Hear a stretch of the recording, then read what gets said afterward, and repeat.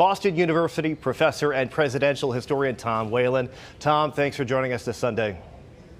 My pleasure. All right, so today's announcement, really a massive moment in American history. Talk to us about the significance of the president actually ending his campaign this close to the Democratic convention. Well, it's never happened before. And, who knows what's going to happen moving forward. But in many ways, I think it's an advantage to the Democrats themselves. They've been down precipitously in the polls against the Trump ticket.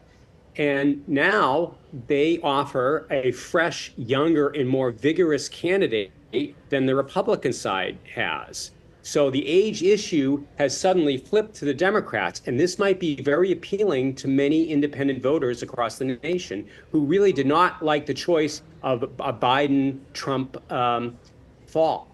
All right, obviously about timing here, just 100 days left. Talk to us about the timing of this announcement. Well, I think what really prompted it was the revolt of the big donors to the Democratic Party. Follow the money, right? And they indicated that they would not give a penny to the entire Democratic Party unless Biden stepped aside. I think that forced Biden's hand here. He really had no recourse. All right, you told us right after that disastrous debate performance that this would happen. When you look at how this all played out, what kind of precedent does this set going forward, and how might it actually change the game of politics? Well, it certainly proves that maybe you don't need this long extended primary system to select a nominee. That, just maybe you should have open conventions to, select, the best candidate like they did, 100 years ago.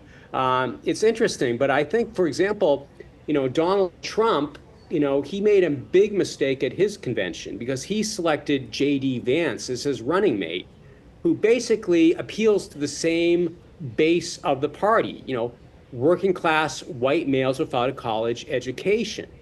And that, I think, is going to come back to haunt him because someone like Kamala Harris now can pick someone like a Gretchen Whitmer or a Senator Warnock of Georgia, and that will give the Democratic Party something they don't have. And particularly with Governor Whitmer, it would appeal to independent women voters and even many disgruntled women Republican voters who are upset with the Republican Party's stance on abortion rights. Yeah, we shall see a lot more to come. Tom Whalen, thanks for being with us today. My pleasure.